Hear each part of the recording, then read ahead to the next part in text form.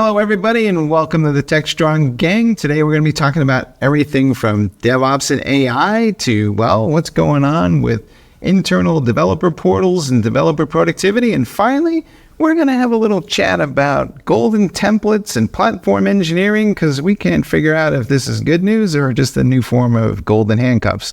We'll be back in a minute.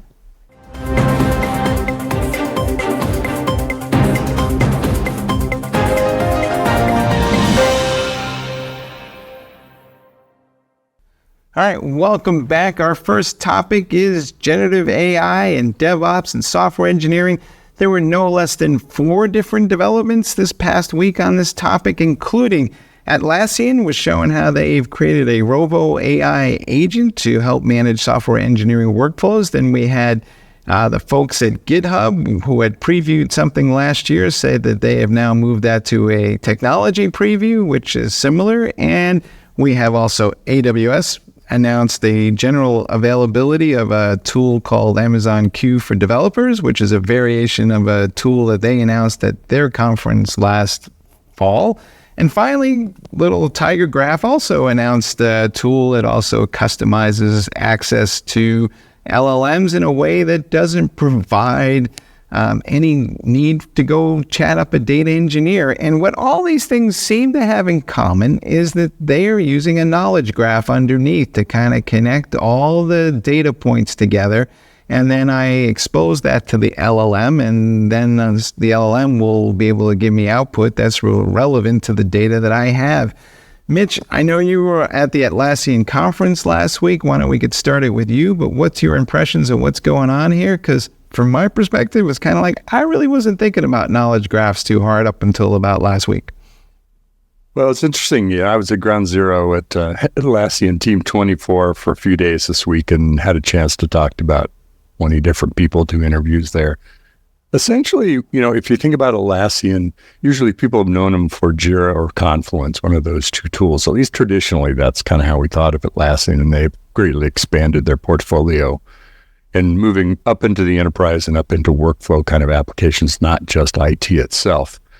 But what's unique, and I saw this last year when they announced Compass, which is like their developer kind of management metrics board, which is part of where their API tool now reports into, is you think about all the content of workflows and IT activities and tickets going into operations for whether it's HR or IT or any other organizations.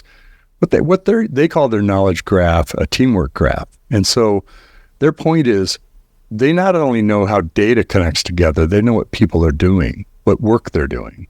And so if you're saying, hey, I heard about their example that their CEO and now showed it at the announcement.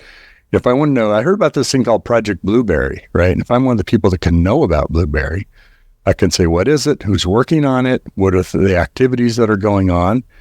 Because they've stacked on top or incorporated with Jira things like metrics and KPIs and goal setting and things like that. They've set on tracking for projects and doing more robust project management, as well as ITSM and things like that. So that's one thing I think that's unique about them that maybe than just a general knowledge graph.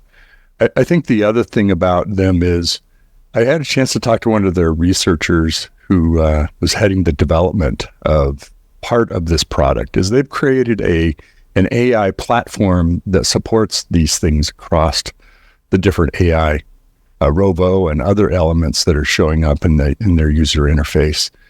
And so they're very much a platform approach to it, as opposed to here's a tool that'll take a knowledge graph and try to connect all this stuff and make sense of it.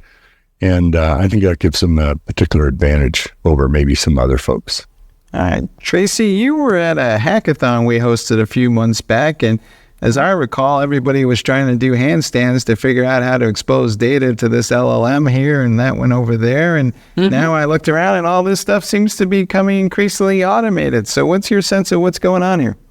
Oh, gosh, there's a lot to talk about here. I think that Mitch hit on something that's very important. This is actually a point that I keep coming back to for the last number of months as I've been researching, as I've been working with different clients and different organizations, the importance of platform.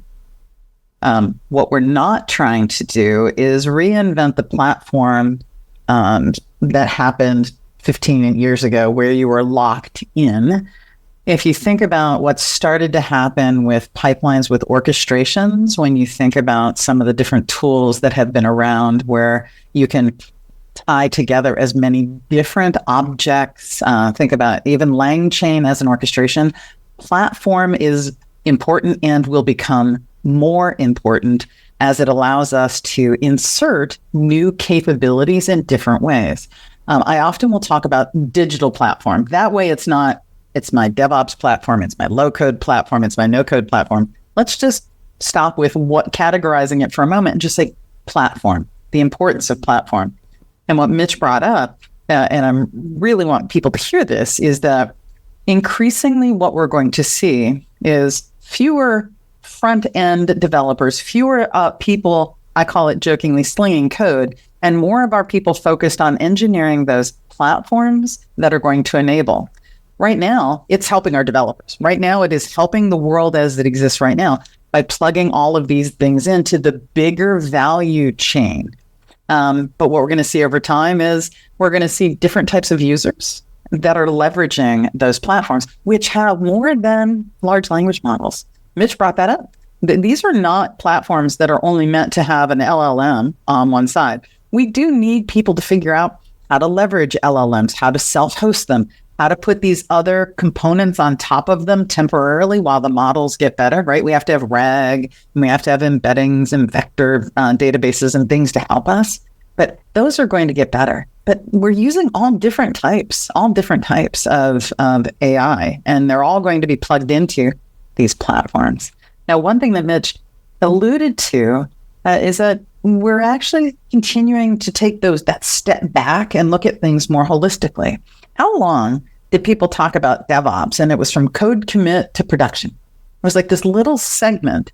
And what we've learned through value streaming, through the value stream management, what we learned through Dr. Mick Kirsten and project to product and full flow, is that we need to connect all of this. We need to connect the business information with the program and project management with information, with the execution by the different types of people. It ain't just the developers. It's a lot more humans that are tied in. And as we get that full view, which is what these people are attempting to do, what Atlassian is looking to do is, let's really give you the big picture. We're going to see the ability to get better data that's going to inform all of this. So every organization is going to need to really get a hold of their own data and start to make it available to these platforms. So that's a lot to say. Yep, Mitch is spot on. It's not just, hey, we got an LLM. It's not just, hey, here's how you stand it up and how you can tinker with it. We need to know how to operationalize it. Well, you need to be on more conversations with me, Trace. Well, let's get together more. Appreciate the call. About it. So Mitch, the CEO for Atlassian painted a picture that looked something like this. And what he was basically telling the attendees was every software engineer or DevOps person, or for that matter, everybody's going to have multiple AI agents. And these AI agents are going to perform asynchronously tasks on our behalf, and they will occur as I'm doing other things. And then you and I will each have our own cadre of these digital assistants. And somehow or other, the future collaboration, according to him, is a mix of AI assistants and humans working in conjunction with each other to accomplish some sort of task. And I'm trying to figure out in my head exactly how will my AI agent call your AI agent to make something happen without maybe the two of us being in the middle of that all the time? Is that how software engineering is going to evolve? And how do we govern that? Maybe my AI agent should have lunch with your AI agent. Figure out what to do. So here's what I think is interesting about Atlassian is at least how do they present it to the end user? They're not enamored with AI as a bot or as an agent or as a whatever, right? Yes, they named this thing called Rovo. And Rovo, by the way, can also connect to your Google account and look at the things on your drive and also look at some other things beyond what's on the Atlassian platform. Think about it this way, AI surfacing things that will help you in your work. So one of the scenarios that I saw was hey, I'd like to create a workflow that does the following things. Set this up, do that next, and then handle this. And Rovo or the platform would say, there's actually a process like that already that Trace set up. And if you need more information, you can contact her. Would you like me to use that to create this for you? So part of your workflow, not just handing stuff off and going away. Now, maybe someday there'll be a lot more things happening autonomously than we do now. Mm-hmm. But that seemed to be how it was characterized. I also noted that you don't go over into an AI tool and create your AI workflow or your AI whatever you're asking it to do. It's right there in the interface. Yes, or sometimes they call it intelligence, right? Is their AI intelligence offering. There's a place you can go click on this and I'm going to do these things. It's also built into this knowledge graph, the teamwork graph of saying, well, what you're talking about, there's a reference to RAG, and actually the Trace is the person who is building RAGs for these products because they're part of this engineering team. Here's the APIs. Here's the places you can go to find out how to build that as part of your app. Matter of fact, there's a library of things that you can leverage already, as opposed to me saying, hey, who's doing something with RAG and how can I find that? Right. So I think the effort is, well, I'm sure there's a long ways to go to perfect it, is to try to make it how you work, not a query engine to go find stuff for you. I think there's some important pieces there. There's the discovery aspect. So there really is just on steroids. It's the vision that was out there with the Google appliance that was rolled out into people's organizations a decade or more ago, that it was going to discover things where it's going to be easier for us to find it. The fact of the matter is that these new technologies do help us to discover those things. But it also means it needs to understand Mitch's intent. What's Mitch's intent? So there's a tie-in to surfacing you and surfacing your information to allow it to discover on your behalf. Now, there's an interesting piece of that, though, is that, and this is what Mike brought up, for right now, our interactions are between us and our assistants, our AI assistants. It's a relationship. You and I don't share that relationship with the same agent right now. I have my agents, you have your agents.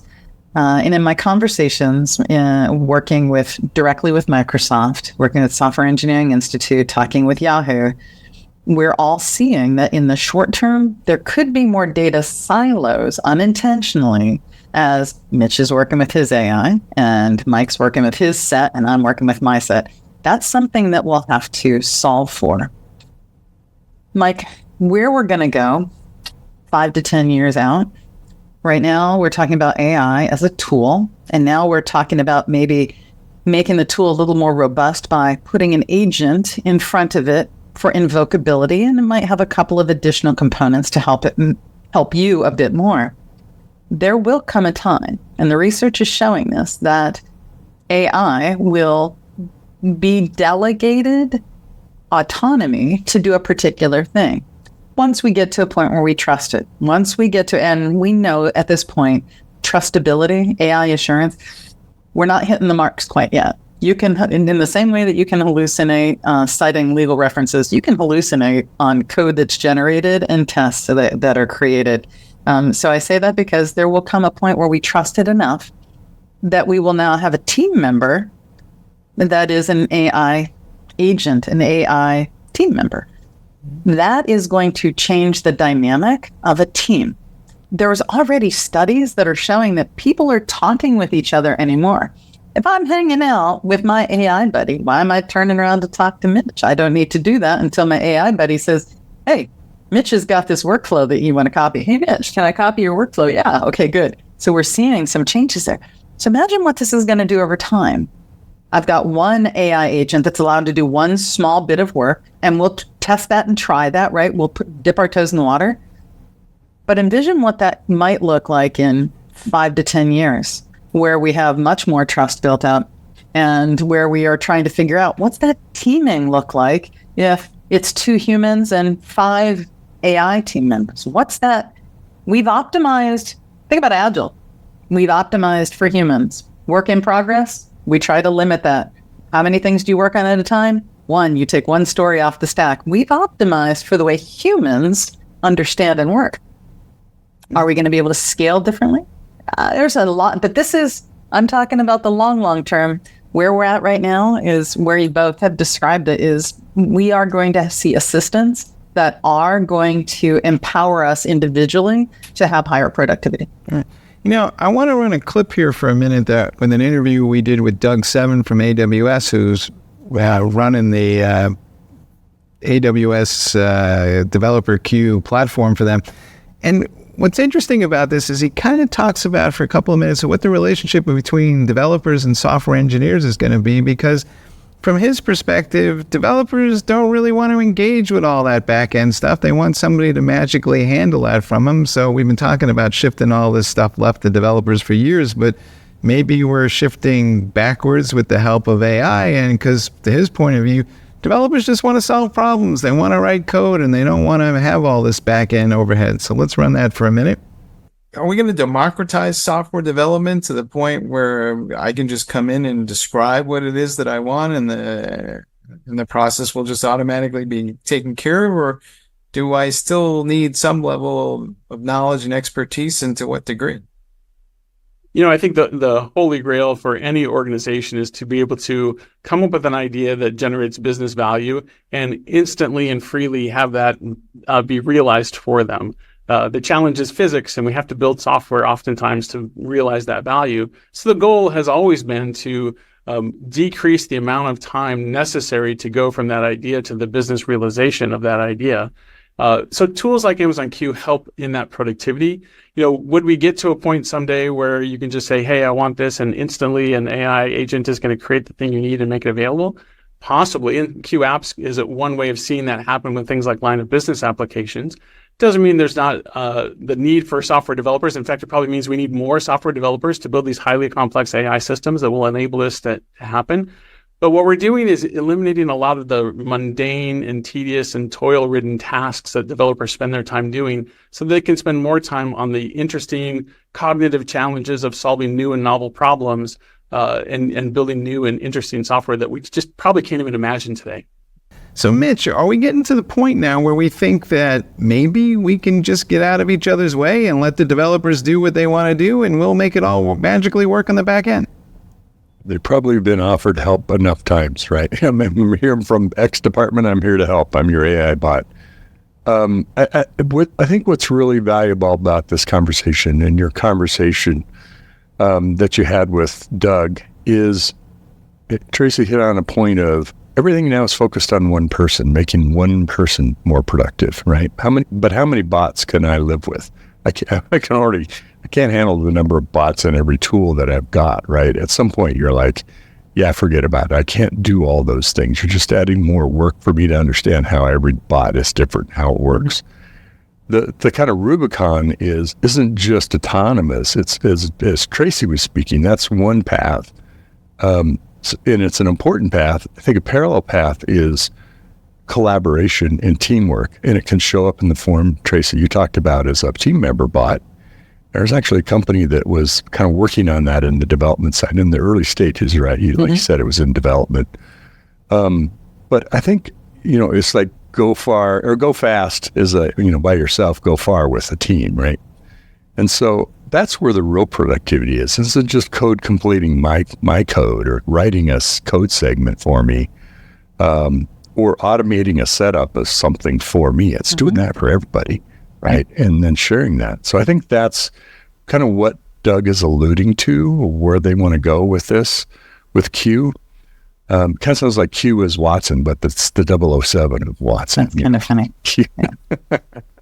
Well, I think bringing up productivity, one thing that we need to caution all the viewers on is don't over-focus on individual productivity, because we don't measure productivity for our teams on an individual.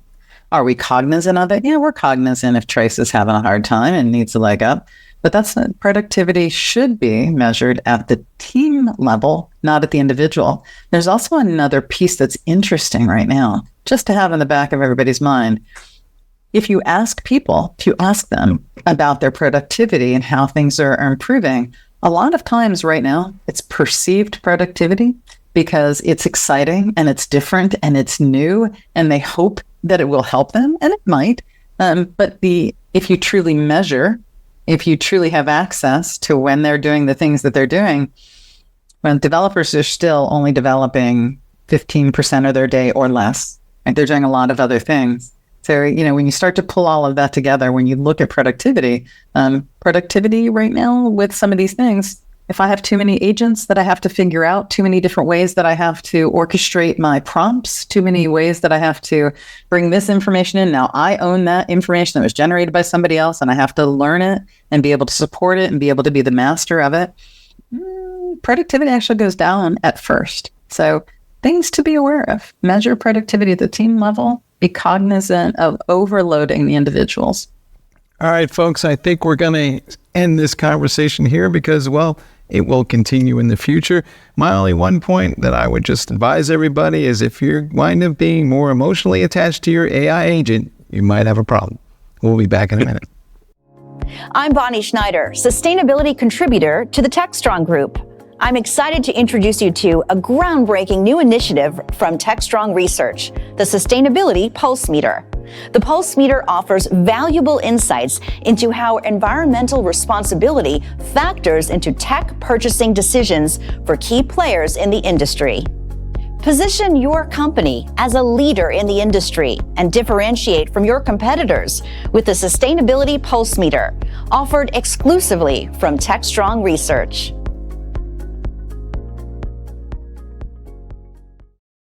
All right, folks, and we are back, and we're talking about internal developer portals. The folks who created Backstage over at Spotify had some updates that will make it easier to deploy because they're letting you have the version that they use to download with a commercial provision versus the open source version, which by all accounts is a little hard to actually deploy. But Tracy, I want to get started with you. I seem to remember talking about this concept of IDPs, 10 years ago, maybe longer, and now... Longer than that. Yeah. Longer than that. It seems like suddenly it's back in vogue, and why, and how did we get so far without them? We haven't been going on without them. We're making them better, and we're merging in like platform engineering. We're trying to make it so developers can be self-help. Because we're introducing more friction, because the more things there's more complexity in software that we're building now than there was before. I need different services. Let's say that we're using a particular cloud vendor. Oftentimes, it'll limit the types of things that Mike can do, and Mike has to make a request to get a different type of service that's tagged against him. Like all of those things, we're introducing friction. Well, what we're doing is getting rid of that friction, and we're all helping and the developers in any way we can to be self-sufficient. And we're also trying to do one other thing, reduce mistakes. So if we can codify leading practices and have those as part of what we're doing for them from a self-help perspective, if we can kickstart things to be better, it's streamlining, makes their lives a little bit better. We get software, higher quality, faster, out to the end users, value. It's a good thing. Mitch, do you think Backstage is emerging as some sort of de facto standard for IDPs? I mean, I see it offered almost by everybody these days, but I also know there's a couple of commercial platforms out there. So what's your sense of where does Backstage fit these days? Absolutely think it's a de facto standard. Just even going to KubeCon, how many people talked about Backstage? And there isn't a commercial product that's kind of risen to that level yet. So for now, and maybe for some time, who knows, that is the de facto. And I think partially because it's open source and it's being really being invested in by the community. It's been taken very seriously, as well as seeing lots of adoption, both by end users and also commercial offerings. So, which is good. Maybe it'll stay that way for some time. That I can't predict, but we'll see. I'm sure someone will, when we start thinking about how we tie it to a platform, like what Tracy was talking about, then I think we may have a differentiator that a commercial offering, like a GitHub or someone like that, or an Atlassian, has the potential to do more and less integration work by the people implementing open source. So we'll see where that goes, though. I think that'll be interesting as we see the convergence of the two. And quite frankly, Backstage has been supported by Spotify, so it's a little bit different when we talk about open source, right? Open source that has come out of a corporation and then is made public has a different level of maturation than something that's coming out of Mitch and I have a great idea and we get together on a Friday night and we're coding and then we start to get accelerate. There's a different level of maturation, so it's already at a different level of reliability, a different level of capabilities than we would see, than we definitely see coming out of some other areas where people are attempting this. But it really is about that reducing cognitive overload, making it simple. We're trying to make it, everything depends on the developers these days, doesn't it? Got to make their lives easier. So maybe it's something that gets donated to the CNCF, or when it kind of takes on so much that it's bigger than Spotify, at least in what their reasons were. Well, maybe we'll see. There was some conversation about that, wasn't there? Recently, yeah. That they might do that. I think Backstage is already over at the CNCF, but Mitch brings up an interesting point in the sense that it did go there.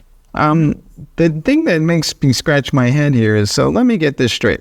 We have an instance of Backstage that's open source, but now we're going to get a better version of Backstage from Spotify that is easier to deploy and maybe, it's more opinionated, shall we say.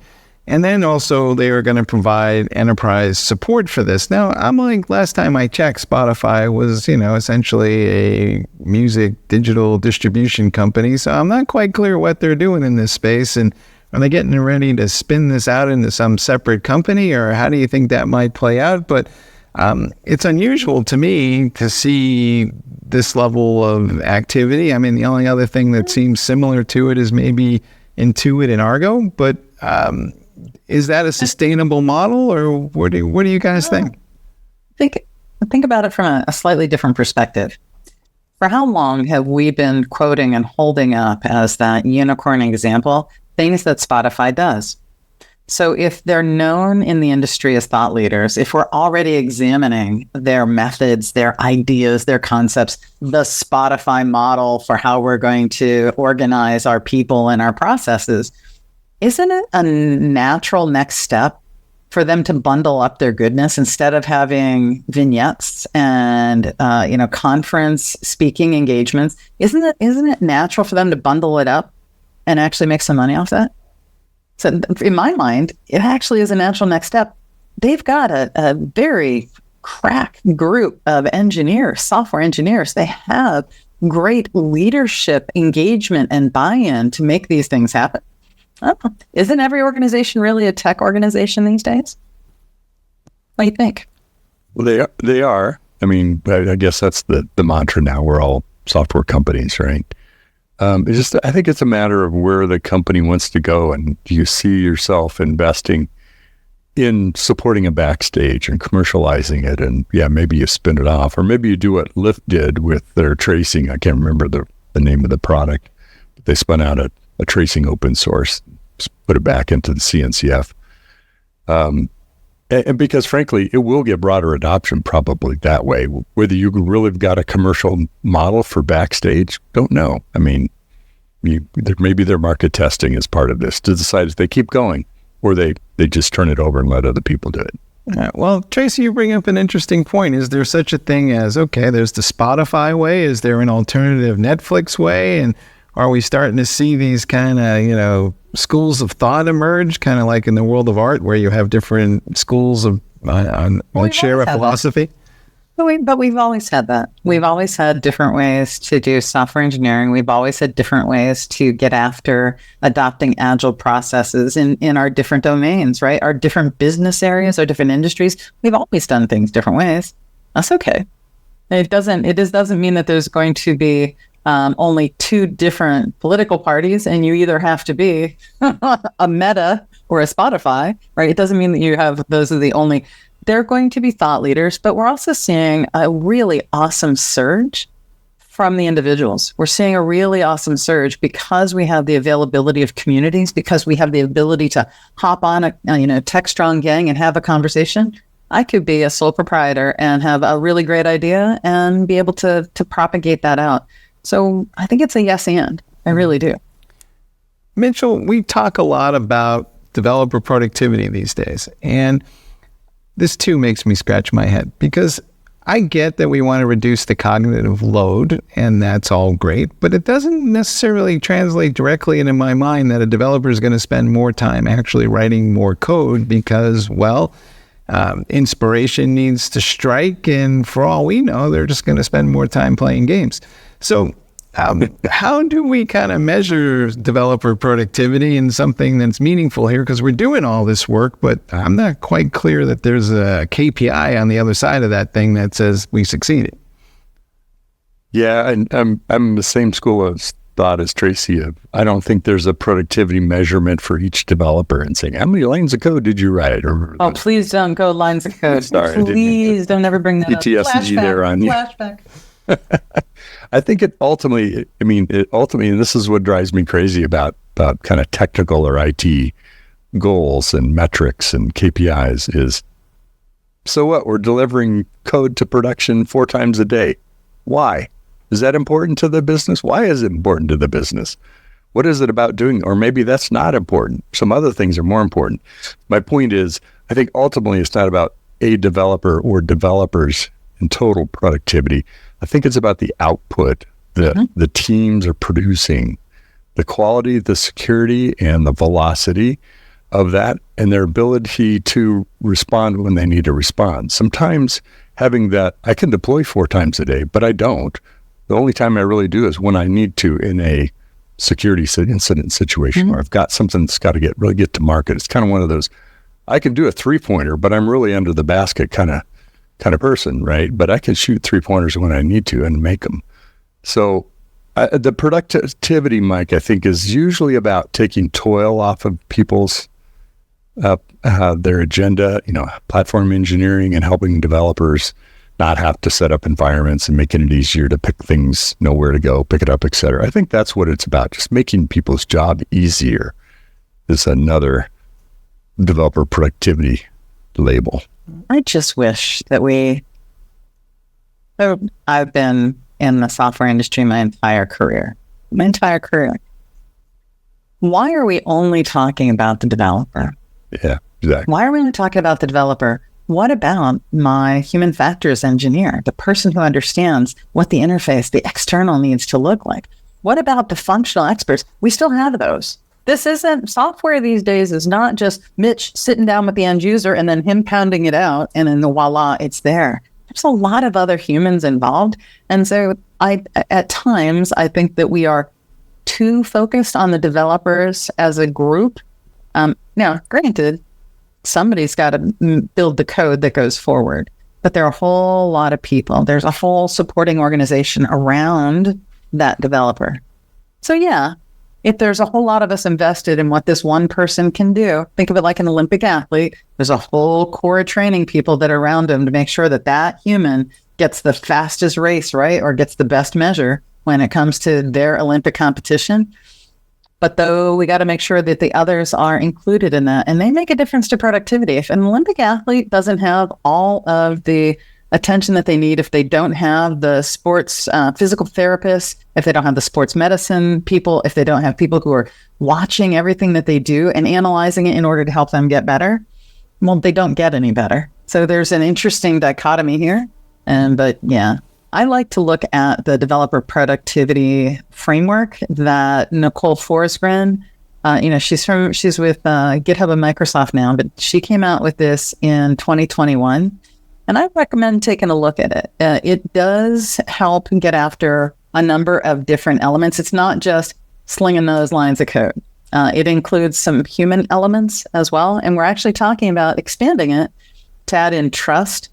From one of the conversations we've had before, Mike, about what happens as you're adding in generative AI tools and techniques. And we already know that generative AI tells fibs. So what's it going to mean in the future to your productivity? If I'm trying to help you go faster, do better things, bring value, what happens if I can't quite trust that one tool? I think it convincingly tells fibs is the bigger issue. Let me ask you a really philosophical question then. for a while there, we always talked about, software development and the factory. And did we lose sight of the simple joy of software development and the fact that it's more of an art? And yes, we want people to be more productive, but the reason for that is so that when inspiration strikes, they can do something about it, versus Mitch's point about, no, I'm not going to do that because it's going to take me an hour to set up the development environment. I mean, so do we need to just return to the joy of software development? I would hope that we had never gotten that far away, but the term software factory actually came up in the 70s. I think I read about it in a RAND report that came out. Honest to goodness, somebody sent me a scan, and it's printed, it's Courier font on paper, and it has software factory. We're not building the same thing every day, but we are using the same processes. So the factory analogy should be around the process. But what's floating across that assembly line? One day, it's a John Deere tractor, and the next day it's a pack of Uno cards. I mean, there's very different things that are flowing across those assembly lines. So I think we do the factory mentality. It's unfortunate. It's starting to grow into like an ecosystem where the factory is all the things that you do, all the people that you need, the platform, the underpinnings, the infrastructure as code. They're starting to talk about factories as being all of those things, as opposed to that group that gets the microscope on top of them all the time. Yeah, we have to make sure that it's all of our jobs, but especially the developers. Now, it's not just art, though. I would say that they better know the science, too, if it's going to work and be sustainable. All right, folks, I think we're going to shift to our next topic, but I would just say maybe Cyndi Lauper has it right all along. Developers just want to have fun. DevOps.com is the #1 online destination for DevOps education and community building.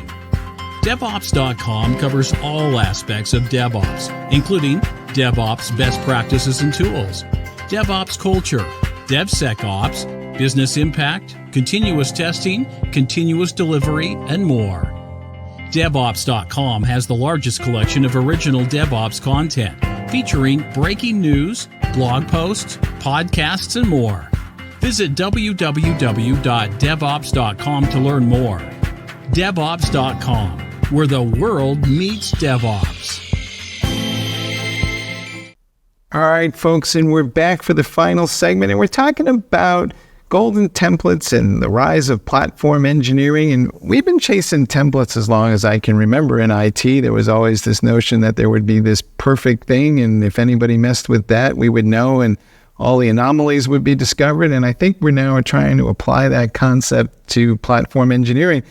But we have an article up on DevOps.com talking about the pros and cons of that, and part of the cons is, well, we wind up becoming inflexible in our minds, and we can't extend this thing. So let's start with Tracy. But how do I kind of manage this platform engineering thing and not make it sound like the revenge of centralized IT, which is the whole reason we went to DevOps anyway, to get away from? Well, I don't think that was the only motivator for DevOps, but we're seeing that we're on a pendulum swing, right?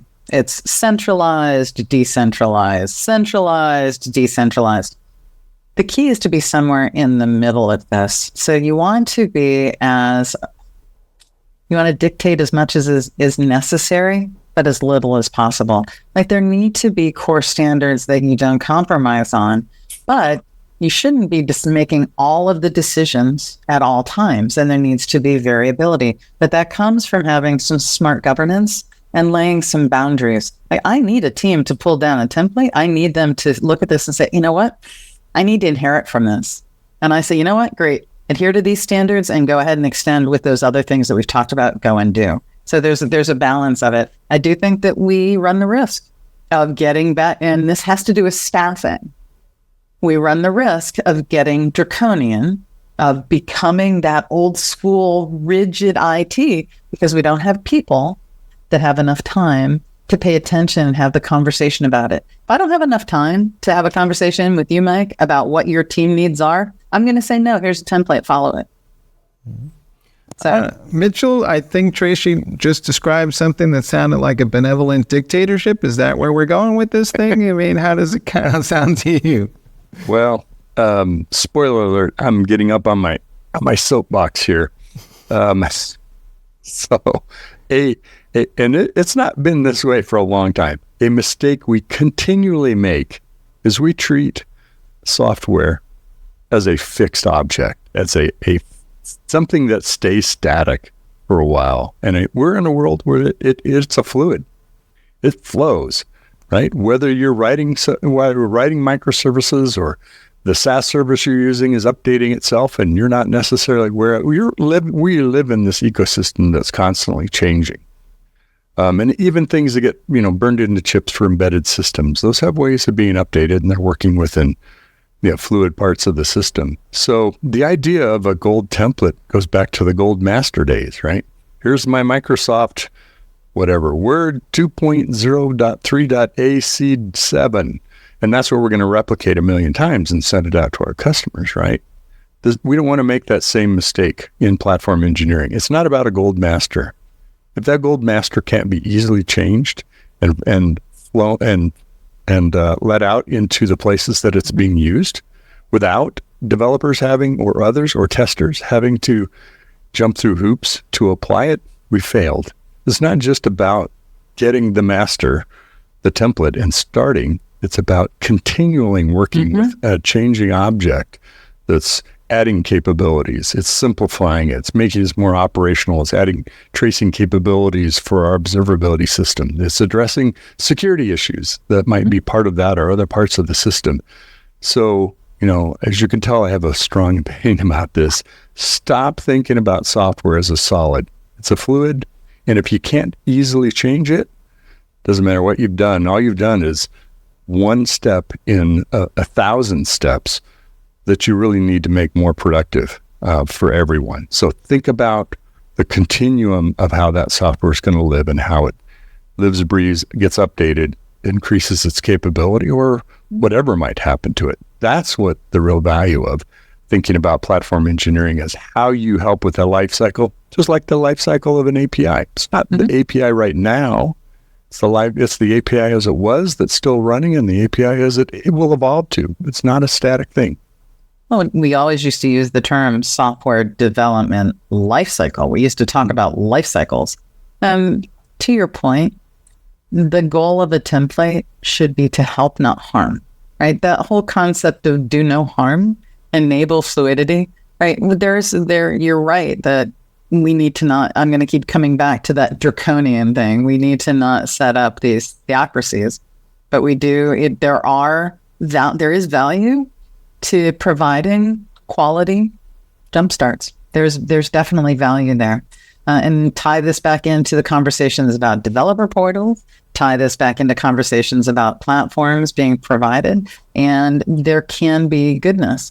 But I was working with a very large government agency that was not in the DoD side of the house. It's in the public sector side of the house, massive.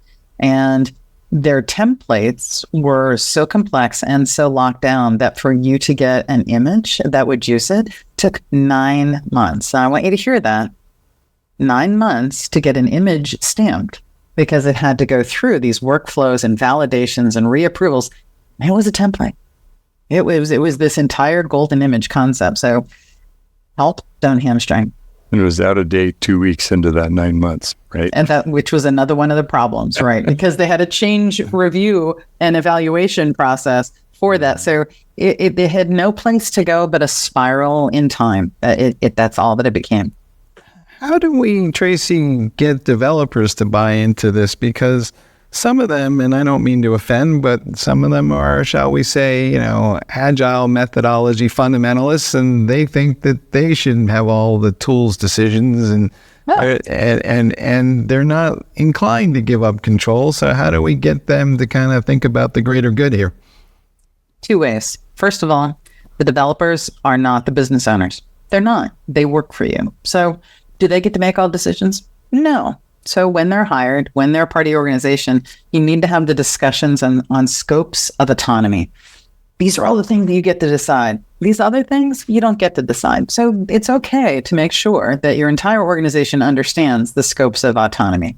Now, the other piece of this is, well, how do you get them to buy in? How do you entice people to, well, that has to have value to them.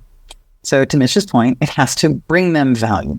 Are you going to have a cowboy out there who just doesn't want to do anything that you say? Sure, you're going to have to deal with that. But bring him to the table and don't push things out. Don't do what IBM did 20 years ago. What they called as the blue books. They dropped the coding books on the table. This is how you will do everything that you do. Don't do that. Make them a part of this. You want a template that people will adopt? Make it so that they can see it. Make it so they can have a pull request. They can submit a change against it. Make it something that they have co-ownership of. You have co-ownership. You have input into it. You're going to use it. Mitchell, do you think that the average DevOps software engineering team understands how to have a conversation with developers? Is this kind of like, Venus and Mars and Republicans and Democrats? Or, how do we kind of get there? Isn't that why we have DevRels now? It's again kind of every developer. There's not a uniform every developer, right? We're all different. We're all humans. We're creative. The rogue cowboy, that Trace talked about, don't stick them in the maintenance job of they've got this box to work in, right? Maybe set them off on we want to try. Here's 3 engineering problems we need to figure out for where we're headed. Go work on some ideas and we'll see what we adopt from that. Maybe that's the best use of their talent and skills. And take the person who's really good at solving the complex engineering problems of how we're doing with our code today and address that. I think there's the individual adoption of, templates and standards and platforms and things like that. There's the team adoption too, right? So I wouldn't go to one person and say, Mitch, you really need to step up and get on board and be a team player and use A, B, and C, and then you can play around with the Z. That's where you can play. I think you do that as a team. Look, hey, we want to decide together. We're working with this team to help us do this. That's what they provided. Are we good? We need to give them some feedback. Great. Okay, now let's go forward. That we've all solved and we've agreed together that we can do that. I think you can go a long ways to helping overcome some of the individual resistance to that. At least that's how I would approach it. Tracy, do we therefore need all our DevOps leaders to become quasi-experts in organizational behavior and psychiatrists and understand what motivates these people? No, I don't think it has to go quite that deep, but we do need to be aware, right? If you're leading people, then you have to understand people, right? So yes, there are people skills that are relevant. There's quite a plethora of good information that's coming out now to help people be better leaders, to be better enablers, especially in technology. When we think about, some of the new materials that are coming out from Techstrong that help leaders and at different levels of leadership. It doesn't mean I have to be a C-suite leader. I can be a leader on a team of 5, and I do need to understand how to get along with people. I mean, maybe this goes back to the elementary school. Maybe we need to have fewer participation ribbons and maybe a little bit more learning how to get along on the playground. There you go. Well, let's bring it back full circle. Mitch, what do you think about an AI leadership assistant, right? Going to help me sort all this stuff out and say, hey, there's something you should be thinking about here that goes beyond just the software engineering task at the moment. Oh, you mean the AI overlord? Oh, yes, that's what we need. That's what we need. I think that we should put all of our corporate information into an externally hosted large language model, tell it that we want it to act like a CEO of a major corporation and tell us how to behave, and then just read it out loud, and then that becomes yours. There you go. Done. Makes me think of the computer deep thought in Hitchhiker's Guide to the Galaxy, right? What's the meaning of life, the universe, and everything? And it takes eons to solve, and the answer is 42. 42. Mm-hmm. Now, what was the question? I forgot. So I don't know, but 42 is the common answer in my household. If you don't know what it is, you just say 42. Nobody even has to ask a question. You just look up 42. Well, let's think about that for a minute, Tracy. I kind of like this idea, but what do you think the probability is that the CEO LLM is going to hallucinate more than our current CEOs? Well, that's a whole nother thing. So here's what I would say. I'm not comparing the humans to the models. If I compare the accuracy of the model, it will depend on the tuning and the data, the quality of the data that went in. So, depends. Is that a little bit of projection going on there, Mike? Are you talking to somebody you and I know? No. We need to bring him back on here. I have a lot of experience working in many companies, and No, I do. I'm just kidding. I know you're not. we are all humans, and we all hallucinate from time to time because we want something. I know nothing. And a lot of it just comes to, we want to impose our views on the world, and we think that, what we see is the way it is, when in reality there's a gulf between what you see and what's real. And so sometimes you make decisions based on what you feel more than what is real, right? And we all do it. I have this, there's really getting ethereal about it. My view is the multiverse is everyone's individual mind is one dimension of the multiverse, because none of us think and see and experience this the same way. So you have a team of 5 people, there's 5 universes that are happening all in parallel, and we're trying to figure out how all of us to kind of march in a similar direction or share a common goal or whatever it is. So the reason why I kind of came up with that model is like everyone has other things that they're doing. Things that there's no separation of life and work. You don't turn off life and then come into work and just think about work, right? You bring all that stuff with you, just like you bring work home, right? We're whole people, and that's my multiverse. Now, is that ever someday the Matrix? Well, I guess that could be. That's been around. We're getting to the point where we should be popping open a bottle of something to go along with this conversation. Well, I am in Rocky Mountain High in Denver, so. Oh, there you go. So you're having mimosas? Is that what you're saying? Yeah. I do want to ask Tracy one question here about all this. So, Sure. we tend to focus on the negative, and yet, if you look at all the things we have accomplished, doesn't it boggle your mind that given all the hurdles and obstacles and things that are getting in the way, that we managed to do as much as we've done? I talk about this. There's one of the reasons is that as humans, we care. Why are we able to deliver stuff? Because we put in the Herculean effort, because we stay over the weekend, because we sleep under our desk, because we have pizza delivered. We don't want people to have to sustainably put this on the backs of their goodness. And so we have done a lot of good stuff. And what we're seeing on the horizon, there's groundbreaking potential with some challenges and some limitations, and it will get better as long as we remember that we're humans, that the whole piece of this is, for a while, we kind of forgot about the humans and got tool focused. Well, now we're swinging back to remember, maybe the lockdowns were good for that.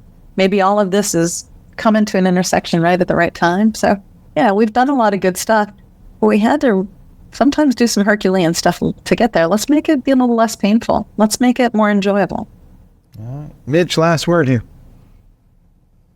Well, you know what? It's ultimately about people, no matter how much is part of that equation, right? So I think we can't forget about that. As much as we automate, or as much as we might have assistance, or much as we might have autonomous things being done for you, there's people in the system, and that's always going to change than just having something that can be reliably done, or maybe something that hallucinates that also is a digital something, right? So we can't forget about that. And that's why I don't think any of these answers to these questions about, is AI going to replace us? No, it's not a black and white equation, right? There's so many paths to this of how this will happen. It's not this or that. All right, folks, you heard it here. The glass is always way more than half full, so plan accordingly. Drink up. There. All right. Hey, guys. Did someone say drink? What? Yeah. Where's that mimosa? Well, let's not let software engineering drive people to drink. That's just not a good thing. That's true. That's our new motto. And got a t-shirt coming there somewhere. All right. Hey, folks, thanks for watching the latest episode. We enjoyed the chat. We hope you did too. If there's anything on your mind that you want us to discuss, by all means, send us an email to mike@techstronggroup.com or alan@techstronggroup.com when he'll be back for the next few episodes. But hey, Tracy, Mitch, as always, thanks for being on the show and sharing your insights. Enjoyed it. Thanks, Trace, for being with us. It's always fun, guys. Always good.